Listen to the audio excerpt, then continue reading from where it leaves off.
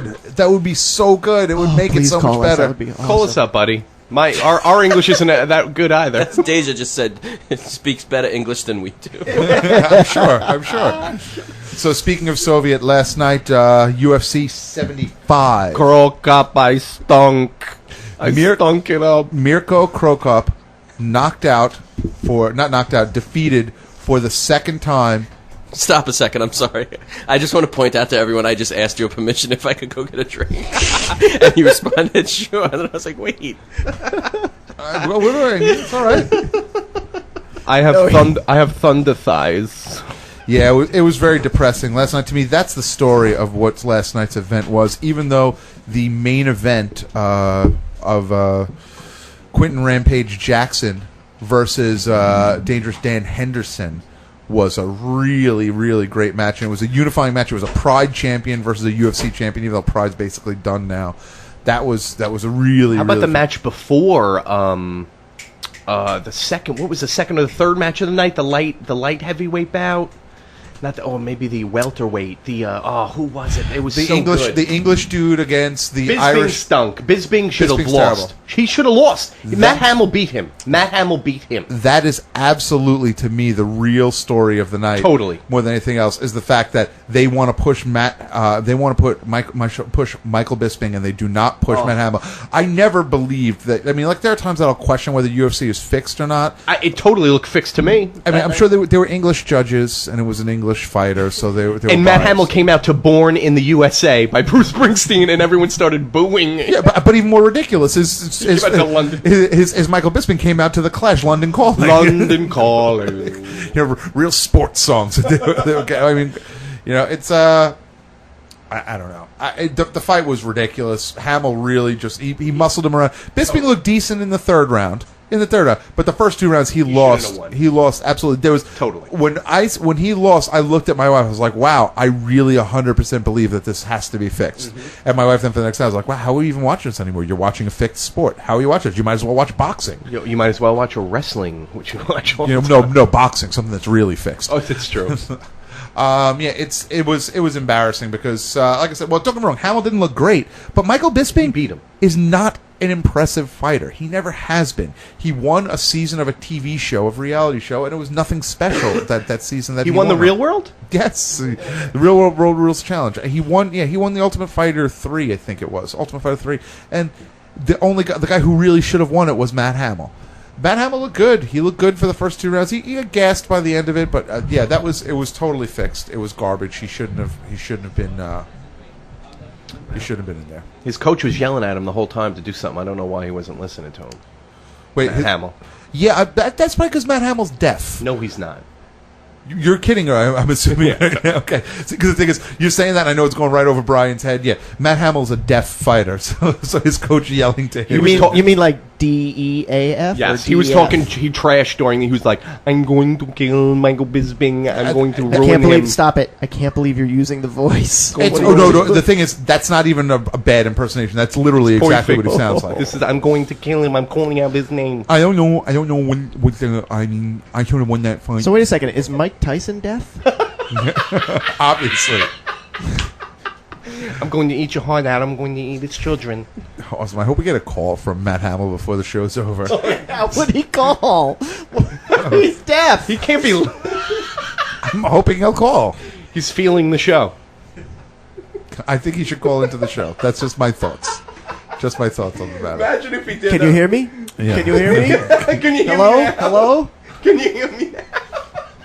Yeah, I'm trying to think what other moments from the fights last night were good. Krokov, like I said, was really horrible. He got smashed to bits. The main event, the UFC.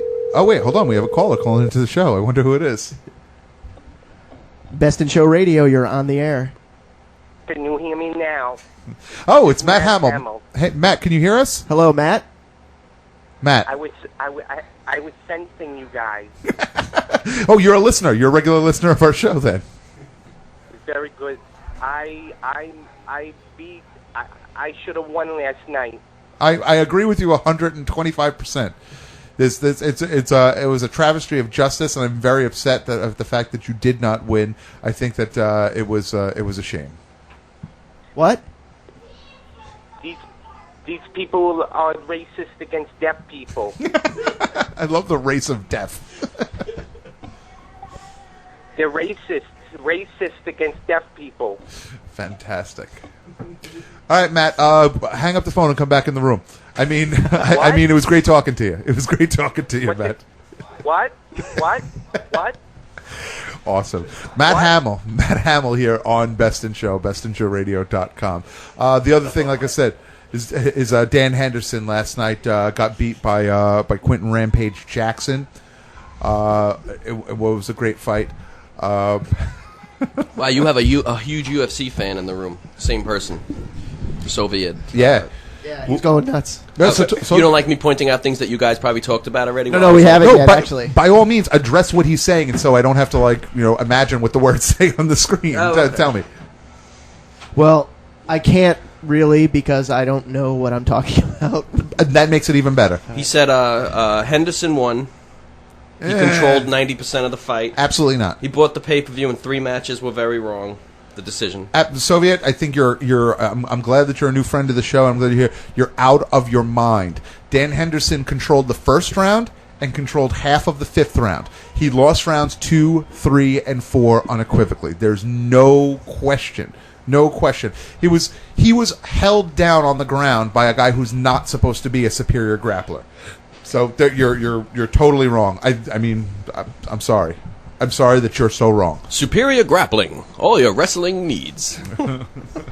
We've got mats. We've got trunks. We've got boots. Come on down to Superior Grappling. We've got a sale this Thursday night. What else? Anything else?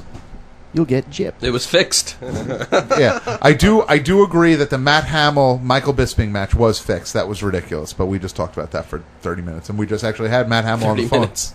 It felt like it. While you were out, Keith, we just made fun of deaf people for a good 5 minutes. Oh, we didn't. How'd you leave me out of that one? Didn't make fun. It was just. Oh, hold on, we've got a caller coming in on the hotline. Best in Show Radio, you're on the air. Football, happy football, it's the greatest day in history. Giants will be champions. They're about to win the Super Bowl. Wait, but how are they going to do that if they're losing to the Cowboys today? Is this Zombie calling again? Hey, come on. It's the most wonderful time of the year. All right, I'll have sympathy on everybody. I'm not going to let it go for the whole time this time. Hey, Monty, what's going on, buddy? Oh, man, I feel like a little girl again. I'm so excited. Again? Yeah, it really is. We'll talk about that the first time next time on Best in Show. But I agree with you. This is the greatest day of the year. We talked about it earlier. It would have been so much better if there wasn't a stupid game on Thursday before it. But yeah, this is the most. You guys are crazy. You guys are crazy. You love Thursday night. You love Thursday night football. I love the Thursday night game. I love the Thursday night game. See, it ruins the anticipation for the Sunday morning. The cherry has already been popped on Thursday now. No, it's like.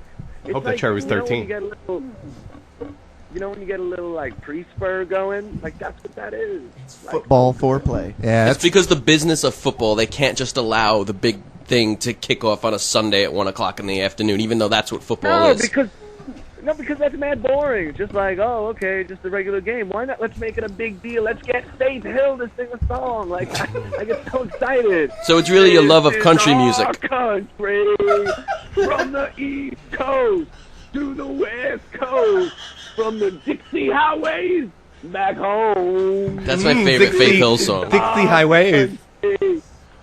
How many times are we going to hear that song over the next 4 months? I will get 0. I've never heard that song once in my life. The first time that I hear it, I will run screaming out of the room. You never heard that song? You don't watch baseball games, I guess. Whoa, It's a John Cougar you guys Mellencamp like song that they this? show on. It's a Chevy commercial. Oh wait, you mean Little Big House is for you and me? Yeah, I love My that favorite one. is when they start with the dream's still alive. Are you guys serious?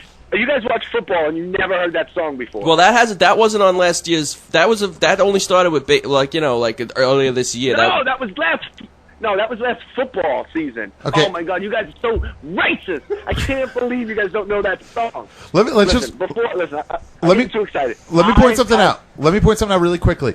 We watched the football at my house on TiVo, not on TiVo, on direct.